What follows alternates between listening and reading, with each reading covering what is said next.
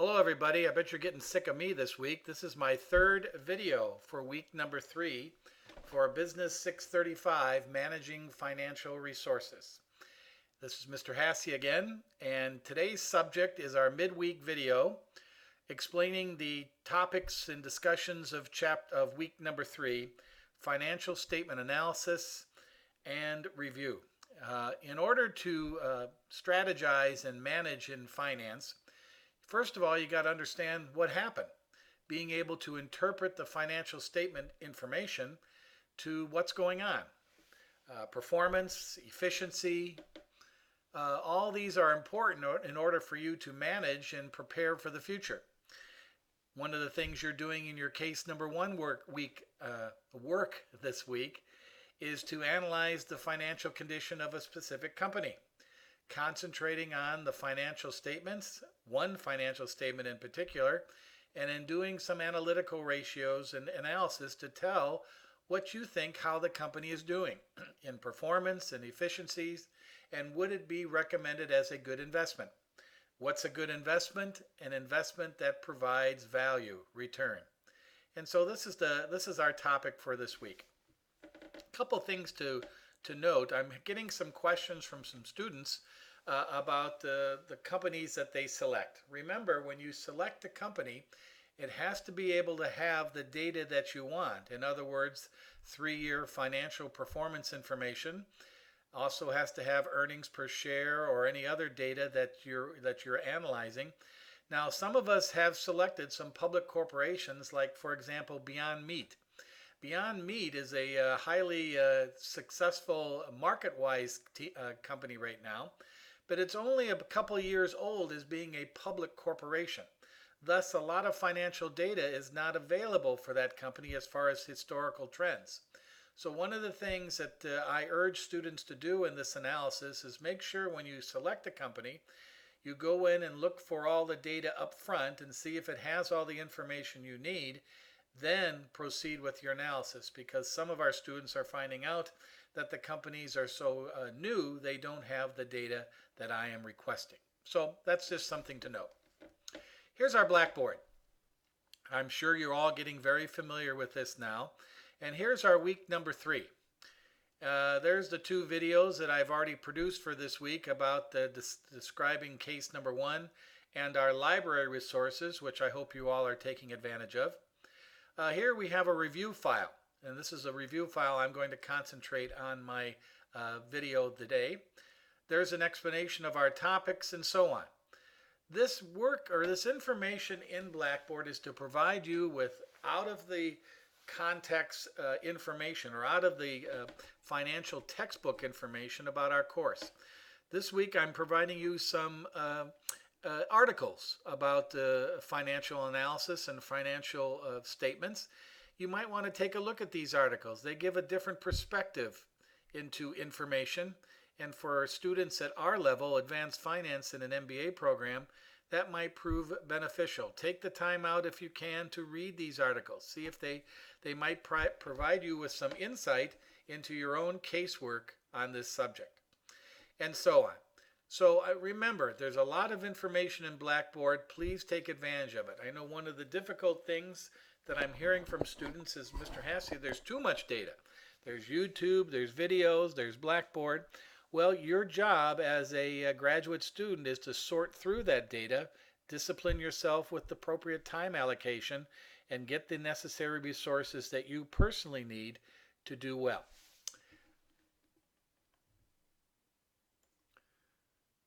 Here is that week 3 spreadsheet I was talking about, and there's a couple of tabs on here that can give us some background about finance, especially in financial analysis and financial statement data. One of the things that the prerequisite for this course naturally is you had to take an accounting, finance, statistics, other courses as a prerequisite for this course. But it's been a while for some of us, and some of us have been out of the mainstream about thinking about business finance. So I wanted to put together this little review worksheet that kind of highlights the topics of this week and of last week, key points that we will be discussing throughout our course. The first is this tab from Chapter 6, and it talks about 2 key things. The capital asset pricing model, one way of determining expected return or the cost of equity of a company. Using the market, the risk-free rate with no risk, the market average return of average risk, and the particular risk of a company to determine what is the company needed to prepare or needed to produce to make their stock or their equity attractive in the market. And in this example here, it's Apple Computer. 10.63% is the expected return in the market today of Apple Computer with their particular risk of a beta of 1.1, with the market indicators of the risk-free rate of 1.75% and the market return rate of 9.75. This is what investors look for as far as return, and this is also considered the cost of equity for Apple. Underneath that is the cost of debt. If you would go out and to borrow money, what is the true cost of debt in the market? Well, you take into account the interest rate on the debt, but you also take into account the tax rate of the company. Remember, not like equity, debt is deductible. Interest on debt is tax deductible. So you get a tax shield off borrowing money. You can deduct interest expense on your corporate tax return. So if I'm paying 7% on a loan, but I'm in a 20% tax bracket, my true after-tax cost of debt is not 7%, but 5.6% due to the tax deductibility of the tax shield of interest. So cost of debt is quite a bit different than the cost of equity. Cost of equity is expected returns by the investor, the stockholder. Cost of debt is the after-tax cost of debt in the market due to the nature of the tax shield. Here's a company that I wanted to give you in this tab. This is a real company. I don't post the name of the company. And I do a little bit of adjusting the numbers a little bit, but this is a financial statement of a company for 2018 and 2019. Balance sheet, income statement. And notice what I did here on the balance sheet. I took variances or deltas between 2019 and 2018. One of the key points of a balance sheet is the financial information on a given date. But if I wanted to find the deltas or the changes in the accounts over the period of time, I'd have to take 1 year compared to the last. This leads into our cash flow statement. The cash flow statement is a breakdown of how $6,718 was our delta. And this breaks it down by operations, financing, and investing. And I have those calculations shown here as relations to the balance sheet and the income statement. The cash flow statement, one of the key statements used by us in financial analysis. Where did the cash come from? Another key statement, is which you're not going to be assessed too much in this class, but I wanted you to see it, is the free cash flow statement. Free cash flow is how much cash is available to investors after the operating cash of the company is satisfied. In this case, with this company, they have a negative free cash flow. The earnings before interest and taxes take into account, called NOPAT, is $301,000. The delta in working capital, operating assets and operating liabilities between 2019 and 2018 shows a dramatic use of capital. Their inventories went up. Their receivables went up. They took a lot of cash out of the business because of that. Then the change in long-term operating capital between the fixed assets of the company. Their profits could not meet all the obligations of their cash. Thus, they had to go out and issue common stock. The uses of free cash flow. This is where the money went. Interest, dividends, paying off liabilities, short-term investments, but money came in as they issued stock to cover those operating losses. The free cash flow statement is one of the quick ways that companies look at their value. If they're producing positive free cash flow, that means after they run the business, they have cash left over to do other things, like invest, like create new products. The next tab is a statement analysis from Chapter 4. Key indicators. One of the key indicators is this information about financial statement analysis, liquidity, debt management, profitability, market value. These are key indicators that are talked about on page 119 of your textbook. I believe I've supplied a snapshot of that page in Blackboard. So these are key indicators, and this is what a lot of the work you're doing in case number 1. Understanding the difference between prior years, understanding the difference between industries, your industry, and understanding the key ratio analysis of those. And then finally, this is something that I think I should share with you, is one of the ways companies forecast their financials is called the AFN, or Additional Funds Needed analysis, by projecting what are their demands on growth in the future and how much capital they will need to fund that growth, using the financial statement as the tool to determine the growth.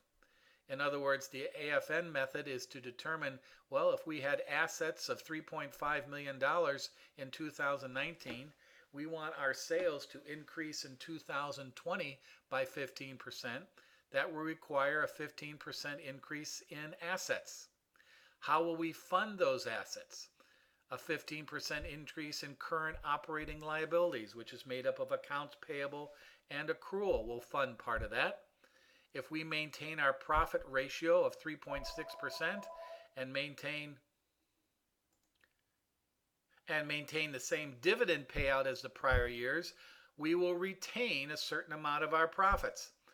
That profit we retain is also a source of capital. In this case, it's $228,000. The combination of profits that we retain based on our prior years, based on the amount of operating liabilities we use to support some of those needs of cash, the difference between retained profits, current operating liabilities, and the assets required to increase sales by 15% gives us our AFN. In other words, this company, if they wanted to grow at 15% in 2020, would need to go out and acquire $188,201 of additional capital to fund asset growth to achieve the 15% in sales. What does this tell you? It tells you what they're available to do in the market. If they can't provide enough capital within the organization internally through borrowing of short-term money and creating profits, they have to go outside the company. Many times companies cannot do that due to their leverage position, due to their financial efficiency, which you're analyzing in case number 1. They might provide other strategies to increase those sales. Don't pay out a dividend. Increase their profit. Lay off people. Cut expenses. Increase your costs or increase your revenue. These are all strategies we're going to talk about later on in our class. The AFM model in chapter 12 describes the process by which calculating that is, and here's an example from this financial statement that you might want to look over this week. These are all strategies, all ways of interpreting financial data for the future, for the past, and to give us data and information to tell us about our efficiency in running our financials. So this is our topics for this week, and of which you're applying a lot of this information to your case study due a week from Saturday. I have office hours tonight, Thursday, from 7 to 9 p.m. on WebEx. The link is in your Blackboard.